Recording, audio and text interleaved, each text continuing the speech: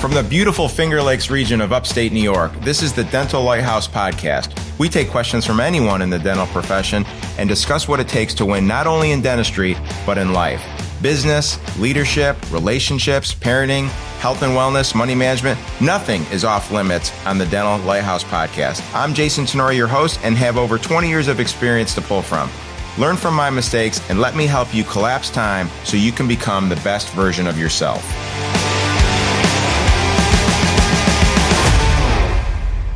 Yo, welcome back. Dr. Jason here at Dental Lighthouse Podcast. And lucky you, you are not going to get a solo rambling, a solo musing from me today. I am super excited about our guest today. We've been talking a little bit about how us ignorant dentists can try to dive into AI. And when I say dive into AI, it's usually one of us having a conversation with GPT about what I should do to update my marketing. And it just falls flat on its face. So in an effort to educate us better, in an effort to understand what's really happening out there in the AI world, I wanted to bring on a guest that has really kind of taken it to the whole nother level. So I am going to butcher his name, but I am going to try. This is Mr. Shreyas Barab. How are you doing, Shreyas? Fantastic. That was a perfect pronunciation. So I feel like you hit it right out of the park. Perfect. Well, I really appreciate you coming on the show. I know you're super busy. I'm going to give some context for our listeners, but I'd really like for you after that to just give your elevator pitch on your story and why you feel like this conversation could benefit a lot of our listeners. Is that cool? That sounds great. So I reached out to Shreyas and I really wanted him on the show because as I started to talk to more and more practice owners, they were getting frustrated at all of these different platforms that they were pursuing for AI. So there was a platform for clinical notes, and then there was a platform for insurance verification, and there was a platform for this and a platform for that. And it's my understanding, and I'm going to learn as you guys learn, but it's my understanding that Shreyas' company, Daydream, takes a lot of all of those different nuances and wraps them up into one kind of, let's call it do-it-all service. So, Shreyas, why don't you give us a little bit of context as to how you got to this point, and then we can get into a deep dive on the particulars. Yeah, that sounds great. Well, thank you so much for having me. I'm super excited to be here. I jokingly say I was born into dental school. While I'm not a dentist myself, my mom was pregnant with me when she got into dental school. She raised me all throughout it. When I was, as early as I can remember, I didn't have daycare. I went to my mom's practice where she worked. And then one day, after 10 years of practicing on her own, she decided, I want to pursue the American dream. I want to start my own practice. And so, she comes home and says, okay, guys, we're going to start a dental practice. And from that moment on, the entire family started a dental practice. We really defined what it meant to be a family practice. Like my dad was doing bookkeeping. I was the IT guy, the janitor. I was verifying insurance. Literally anything that we could do to help the practice survive, we did. And so from 10 years old, for as long as I can remember, I've been doing anything I could in my mom's dental practice. We're a small Medicaid office in Philadelphia, and that's a challenging type of practice to run, especially as the years went on. And about 2.5 years ago, I took the practice over full time, only to realize how much money we were losing to insurance companies.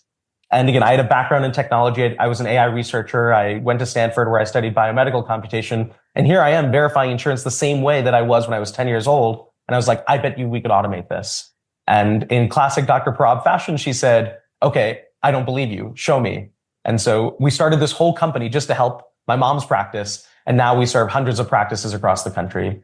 But yeah, we can get into the particulars. But, I think what's unique about, my experience has always been, I came, seeing the day-to-days of a dental practice over a long time. But I also come from the technology world and, born and, grew up in all my studies in Silicon Valley and really working at some of these cutting edge companies only to realize none of that innovation had made it to the dental practice. But unlike some of the other companies out there, I also know what it's like to work the front desk. So many people in Silicon Valley are like, oh, there's so many things that are broken with dental. Yeah, there are things that can be better, but there are also some things that are really special about how it works and why it works. And sometimes I think that nuance is lost. So I love to be able to combine both of those worlds. Yeah, that's an interesting perspective because most of the AI experts and gurus that I talk to almost try to sell it in a way where you'll be able to terminate your entire staff and there'll just be a bot that does everything. So I don't see that anytime in the near future. Yeah, exactly. And I think, like when I've been the receptionist, so I understand like, the receptionist's job is not just about picking the phone. It's the welcome to the entire practice.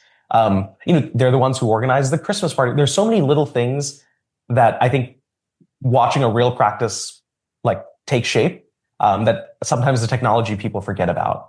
Yeah.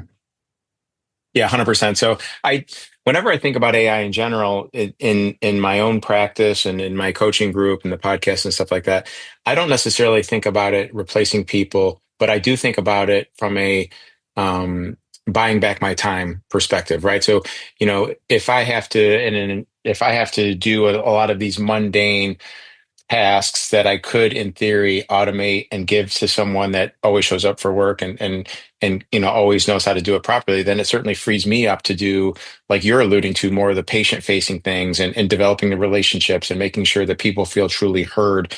Like you're not going to get a computer to do that. So I 100% agree with your philosophy on where AI could benefit the dental practice. So let's peel back the onion a little bit. And can you just from a high level kind of give me a little bit of your perspective on the top three things that you see really moving the needle for dental practices when it comes to AI? Yeah, I think in order of, again, I'm obsessed about revenue cycle management. So I always put that one as number one. But I think the reason that it's number one is because a lot of the tasks are automatable, like calling the insurance company, going to the insurance portal, getting information, structuring it, and then putting it back in your practice management software. Those are tasks that AI are actually very good at. And in some ways, these are the invisible tasks. Like no office ever wins brownie points for being good at revenue cycle management outside of their P&L. But when something goes wrong with insurance, that's where all the worst Google reviews come from, right? And so I think that's where we see the most opportunity for automation because it is not changing the patient experience outside of this back office administrative task. I think the second area where we see AI really making a huge improvement in practices is on the scribing side, right? And I think people have already started using a lot of the diagnostic tooling from these X-ray radiology companies, and I think that's only going to proliferate. But I think the scribing is interesting because what we see on the RCM side is better clinical documentation means better RCM. Faster claims are being paid out faster and correctly the first time. And usually it's a documentation issue. So scribing is kind of the second thing. The third part that I'm really excited about is how does AI help put knowledge and power back into the patient's journey? So if you think about it, a lot of patients these days have so many questions about their treatment plans. They have so many questions about why they're getting what they're getting. And, the doctor is only able to be in the operatory for so much time.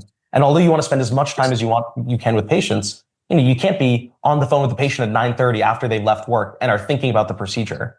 And so I think what we're really starting to see in, dental is like, how do we get AI in the hands of the patient to help power their patient journey? So in things like case acceptance and patient education, either before the case is accepted, during the treatment process, or even after in the follow-ups. So those are the three areas where I see so much opportunity for investment from technology. Wow. Yeah. So I totally am on board with the revenue cycle management answer and then the scribing answer. I had no idea that AI was even making a run at like a patient-facing case acceptance, patient education tool. Can we dive into that one a little bit more and just at a high level where our audience can understand, like what exactly are you speaking about? Yeah, that's a great question. So for example, like we have a tool in Daydream called Chat PMS. Effectively, like if you gave ChatGPT access to your practice management software, so I could go ask Chat PMS, the Daydream tool, hey, can you find me a list of all the unscheduled periodontal treatment, and can you focus on patients that are within this zip code, right? And I can ask that question to the AI, and the AI can actually pull that automatically for me, right? And so what's exciting is now we can cut data in much smarter ways because the LLM can use the practice management software. Or I could say something like, hey, could you find me all the patients who have ortho coverage who are roughly between these ages, because that might be a good time for introducing orthodontic treatment into their lives, right? And the AI can actually pull that data and show you those patients. That's what Daydream does right now. But where we see like people going even further is being able to take that list, give it to a chatbot effectively, and do outbound messages to the patient and say, hey, you were actually a perfect candidate for this type of treatment, and your insurance actually already covers it. And you actually missed the past appointment where we were going to talk about this. Can we re-engage you? So effectively it reactivates the patient. And then on top of that, the patient always has questions that they might want answered before the visit. The LLM can actually handle that and then also decide, hey, you know what? This is too deep of a clinical question. It can just say, you know what? The provider will talk about it during the visit. And what we really see is like a massive reactivation of patients because, a lot of these existing tools, they tell you, hey, this patient is on scheduled treatment, but they don't tell you why. They don't have the context of, this patient's journey. And the LLM is able to ingest all of that and then create a custom conversation for that specific patient. And that's a massively different patient experience, right? It's as if the doctor themselves is reaching out and saying, hey, I care about your journey. And I know you've been in on this date and this date, but I really need to see you on this date so we can talk about how this disease is progressing, right? And it can pull from clinical notes. It can pull from the comm log, appointment notes. And it can even pull from insurance and figure out like, hey, what's my insurance? And I know cost is always a barrier, right? So that's where I see the future of patient engagement going is increasingly Yeah. more automated. Well, I mean, wow. I mean, you just blew my mind a little bit there. I appreciate that. So I had no idea. Like, again, I'm still stuck on like call recordings and transforming the call into, grading the empathy of it. But you're talking about, blowing the top off of anything that I ever thought about. So I appreciate that. It's pretty amazing. And I think I can maybe even explain a little bit about what has changed about the technology to allow for this. Because I think a lot of doctors are like, look, I've been using technology like the call recording and the analyzer, right? Or, the X-ray radiography analysis. Like people are familiar with AI. They're still like adopting it. But I think what's changed about how these models work is their ability to think and reason the same way humans can. So if, you're tracking where AI is going, it used to just be able to, like take predictable actions and classify things like, hey, this was a good call. This was a bad call. But then suddenly the powers of reasoning got better. And so now it can start thinking and it can start taking challenging problems the same way a human would. So I could give an example if that's helpful. Yeah, I'd love that. So if you think about like posting an EOB, right? A lot of the times it's pretty simple. Check the bank account, see if the money has hit the bank account, read the EOB, whether that's a PDF or a paper version or whatever, and then basically decide, hey, can I match these two things? And then if it does match, can I put it into the right place in my practice management software? So before, what a lot of these automatic posting tools would do is effectively like use a bunch of business logic. If then do this, if this do that. Well, that's very brittle and it can break very easily. But now with LLMs, what the LLM is able to do is it can say, okay, you know what? I have seen an EOB before. I know what I need to do. And it actually starts thinking the same way a human would. Okay, first I need to do this. Then I need to do that. Uh-oh, this happens. I'm not seeing a match. Why could I not see a match? And it effectively is able to reason the same way a human would. So in ChatGPT, if you notice, it's thinking for a little bit longer than it used to.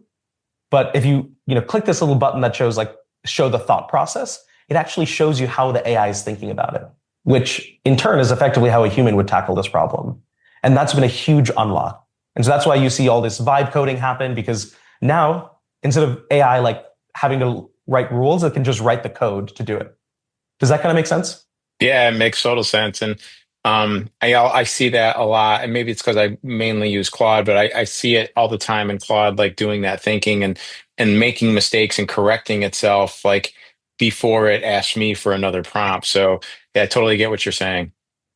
Yeah, and it's like a magical experience when it's not only able to recognize a mistake, it's even able to flag human mistakes. So we had an example last week where, one of the clinicians or one of the offices that we work with, they said they do a courtesy adjustment for X-rays, and then the AI noticed, wait a minute, they say they do it, but then in this patient, I'm not seeing it happen. Why? And the AI is effectively confused because the AI is expecting something to happen and it doesn't. And it flags it back to the human and asks, hey, are you sure this is your policy? Because you're not following it. And I don't That's know, crazy. that's like, it's just like this really weird world where we have this intelligence now at the tip of our fingers. Yeah. So let's talk specifically about Daydream. Is Daydream a one-stop shop, or is that the vision to be a one-stop shop? You're just not there yet. Like, are you seeing a clinical arm and a RCM arm and a patient concierge arm? Like, walk me through that.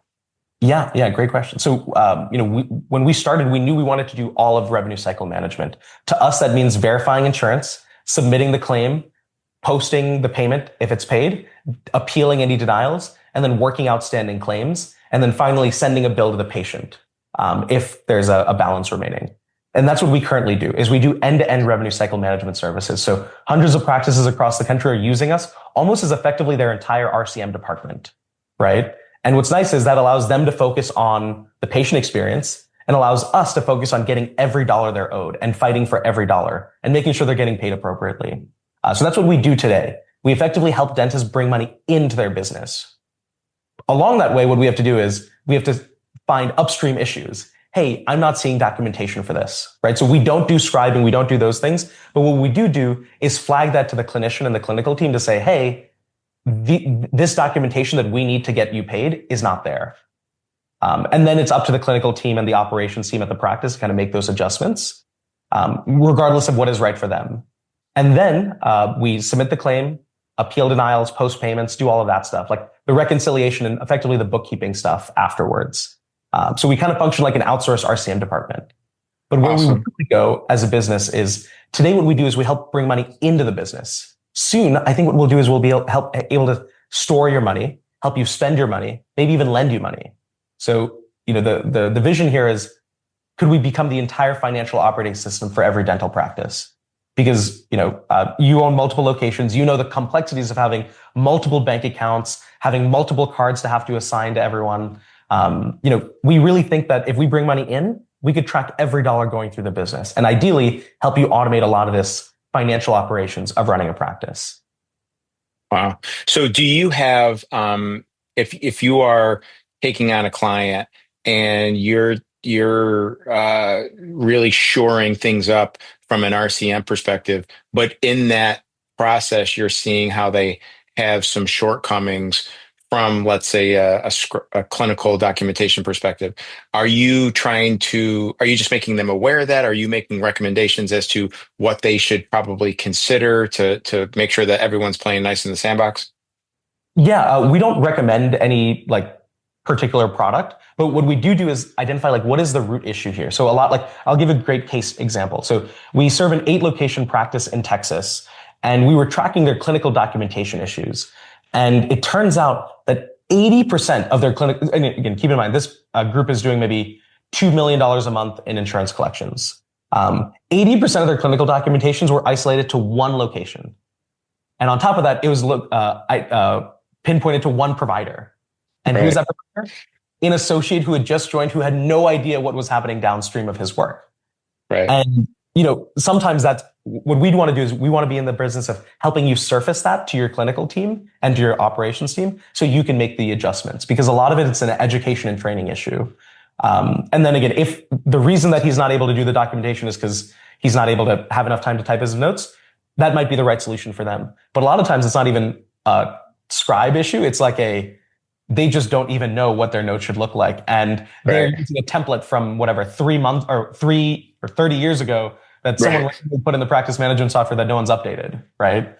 Oftentimes the fix is usually simpler. It's a training and coaching issue is what we found. But you're helping identify it. Exactly. Because so many times that lost revenue, it kind of goes in this black box of, oh, we just wrote it off. That is never an acceptable answer in our business. Oh, we just wrote it off. Why? Why was it denied in the first place? And again, if it's an eligibility issue, what's nice is because we do insurance verification, we can track these issues through the entire system. Most of these insurance verification solutions out there, they verify insurance, but they never see the consequences of their work. Who does? The person who's processing the EOBs to realize, oh my God, we're losing a bunch of money due to verification. This tool is not doing what it should be. And that's really why we want to own the whole process is revenue cycle is a cycle for a reason. It's because every input into the system compounds. And so we get great results when we're able to clean up the system. For example, we work with a 2-location practice in Colorado. They had almost $800,000 of outstanding claims. In less than 1 year, we were able to recover $500,000 of those outstanding claims. Because not only were we able to clean up their stuff going forward, we were able to go and recover all that money. And instead of having 10 humans work on that cleanup project, we had AIs calling the insurance company every day. We had AIs checking the insurance portal every day. And then the human was left only with the top highest priority work, which was resubmitting the claims and getting it paid correctly. And again, I mean, that's money on the table. That Yes. husband-wife team, they've worked so hard for their money, and their office manager was just overwhelmed and wasn't submitting claims properly. Again, she came in not from dental. And it almost cost them their entire business. And we see this all the time. Let me ask you this. Let's say that someone schedules a discovery call with you and you're laying out the product and the benefits and the investment, stuff like that. Do you routinely think of a question that you really wish that the office or the dentist would ask? Like if they were to just ask me this and I could answer it honestly, then this wouldn't really be a sales call, so to speak. It would be like, wow, okay, when can we start? I think the biggest thing is how different would your patient experience be, or your life, the employee's life be different if they did not have to deal with insurance? Because when people start to imagine what that world looks like, it's a daydream. That's why part of the reason why we named it, right? It's like, what if your front desk was not overwhelmed calling the insurance company and being on hold for 40 minutes? Do you think she'd make eye contact with the patient? Do you think she'd probably stay a little bit longer in that job? Think about for the office manager. Can you imagine if they could finally see their cash flow and the progress of how RCM is happening every single day when they needed to? And then as an owner, like, hey, what if I could increase your collections rate just by 5%? At your rate, that's an extra, $5,000 per month. That's $60K per year. And I could save you in payroll costs. I think what I really hope that people ask is, what would the world look like if? And, a lot of reasons why people don't use Daydream, they're, it kind of works right now. I don't want to change too much. Right. And I'm like, if you're leaving, even 3 to 5% of your collections on the table, that's just like real money you're putting into a pile and burning. And that's $60K a year. That's like one full employee. Or right. It's like 5 vacations to the Finger Lakes, right? Like, let's get you out in the Finger Lakes. Like, let's not have you work. And then also the what can you invest your team into? Like I mentioned that patient re-engagement thing. If you have a schedule that's not always full, that's what a receptionist could be doing. That's what your, office manager could be focused on, is helping increase top line production, not worried about the collections that end up taking them hours on hold, a bunch of frustration. I mean, we have office managers that we talk to where they're waking up at 4 a.m. to post payments because they have to wake their kids up at 6 and they have to be in the practice by 9. That office manager is not going to stay around for a long time. And in this economy, it's just not. Yeah. So anyway, that's what I wish people would ask, is they would start imagining what if questions, not just how much does it cost and how much is it going to save me? Like, we will get into ROI, but what is different about the experience of your office, the longevity of your team members? Those things matter, but it's harder to count, right? Love it. Absolutely love it. Well, again, I so appreciate your wisdom and you breaking down the product and how it could really benefit us on a day-to-day and even, really longevity perspective. If people want to learn more about the product or connect with you, what is the best way to make that happen? Yeah, the best way is to go to our website, daydream.dental, and just schedule a demo. And during that demo, again, we treat it as almost like a consultation, where our goal is to understand your practice and where you might be falling short. So we look at kind of benchmarks and KPIs of what does good performance look like. We are lucky in that we actually serve hundreds of practices across the country. So we can tell you, hey, you're actually there's actually a lot of room for improvement because of a practice of your size. This is how much they're doing, right? So we try to take the consultative approach because not everybody is a right fit for Daydream. And I never claim that we're perfect or that we're right for everyone. That's what we spend a lot of the time, the call understanding is, how's your practice working? What are your goals? And where are you at? Because if we can tell you, hey, we can confidently increase your collections by this amount, We can decrease. I don't know if you know those virtual credit cards that people use. We hate them. It costs you so much money for no reason. We unenroll you from those kinds of things, right? Like we kind of do an ROI of how much money can we save and then see if it's the right fit in that call. So just schedule a demo, daydream.dental. It's 30 minutes, but it could be tens of thousands of dollars back in your pocket. So I always say it's usually worth it. It's usually worth it. It's pretty good ROI right there.